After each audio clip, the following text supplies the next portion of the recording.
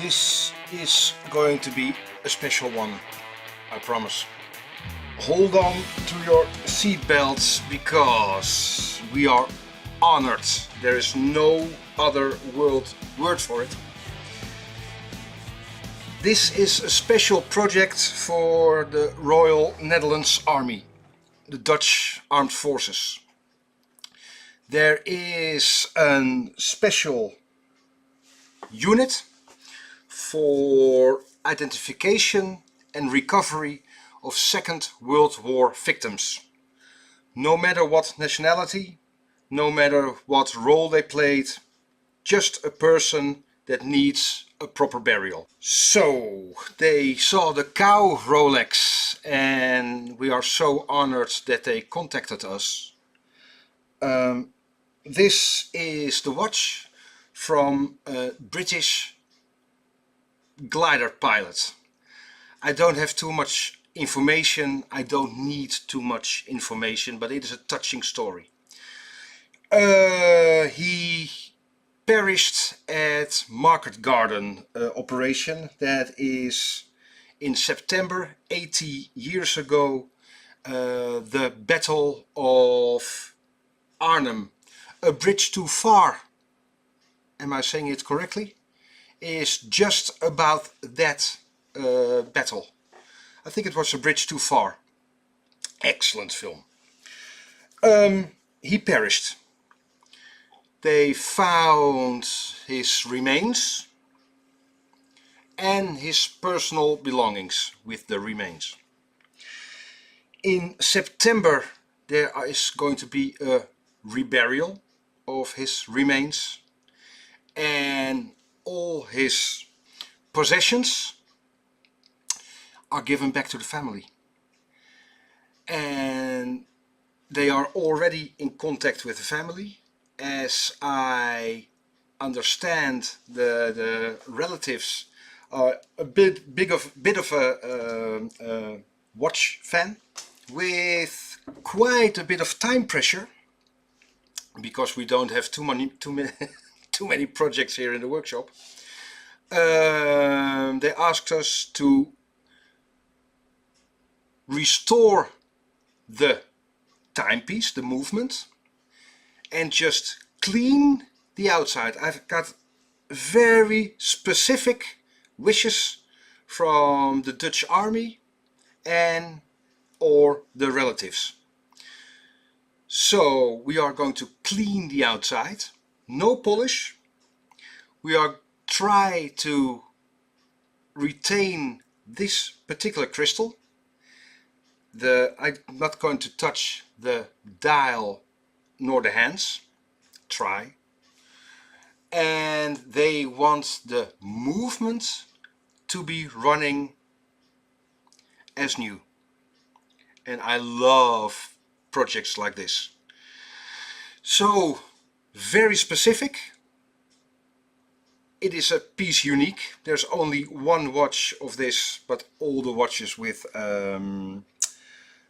emotional value are a piece unique. I'm going to open it.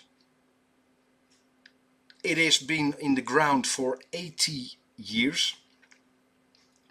I just opened it just to have a look what it's like, and it's very promising. So yeah, we're going to do this special project, and we are just honored that they asked us to do so. So, Army timepiece 31530. On the dial, now let's have a look on the dial. Why not? And please share this stream or information if you have people who are interested in the Second World War or watches or restoration. Well, first things first, Swiss made, promising. Army issue, so we know it's a larger volume of items. There you can see been some moisture, but of course 80 years in the ground. Here we have no watchmaker marks. There is 1560 in the case. And this is serious stuff. 80 years in the ground. Well, here you can see the white powder, and just like other white powders, this is extremely dangerous. So I'm going to make some precautions, because here you can see there is no rubber seal but a lead seal. So this white powder is lead oxide, lead white, famous for paintings, but extremely poisonous. That white powder, the lead oxide, is highly poisonous. So what I'm going to do, it's before it gets airborne, because your teeth will fall out, it's really horrible stuff, I'm going to get some oil, just regular oil, and drop some oil on this powder. But then again, for a watch that's been in the ground for 80 years, it is astonishing that we see some more rust. So probably in between the dial and the movement there will be some rust. But then again, look at this. And here we have really important information for our restoration project. RWT, record. So it's a record movement. Maybe we have to sacrifice the winding stem if I cannot move it like this, and I'm sure we can find a winding stem original. Incredible. 80 years in the ground. Balance staff is still okay. Don't overthink the oil you use. The only thing I make sure is this is the oil, that's the espresso.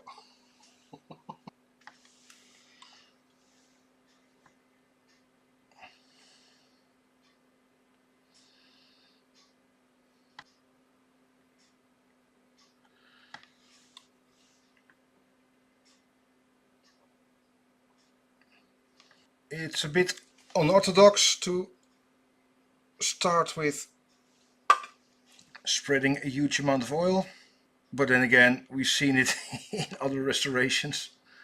Now all the particles are, well, a bit more contained. Lead oxide is not to be sniffed at, pun intended. There.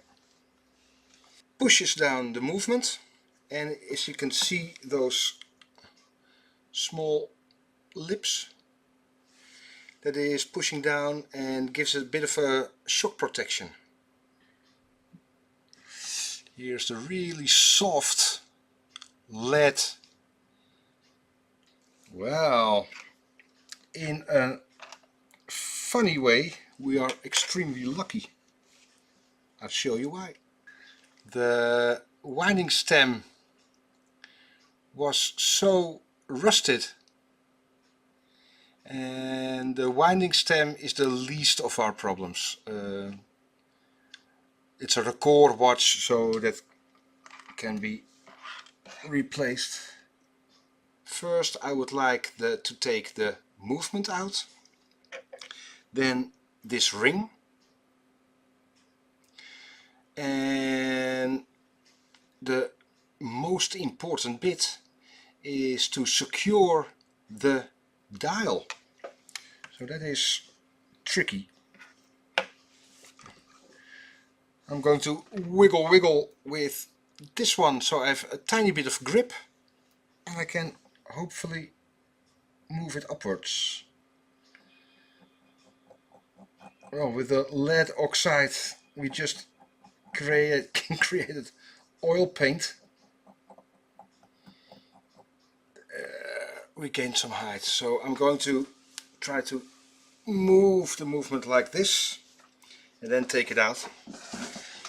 I expect quite some rust underneath here, and that doesn't give, so that's the bit. Don't you think it's incredible that after 80 years in the ground you can just unscrew the balance screw? 80 years in the ground. Unbelievable. By removing the cocks and bridges, I'm trying to gain some space here, because you can see the oxide there. Gear train is in rubies, so if I remove the pellet fork, maybe I can remove the power from the gear train like that. It's just like a time capsule. It's incredible. So there is still some power on the mainspring. Not excessive, I think. I'm trying to remove the ratchet wheel.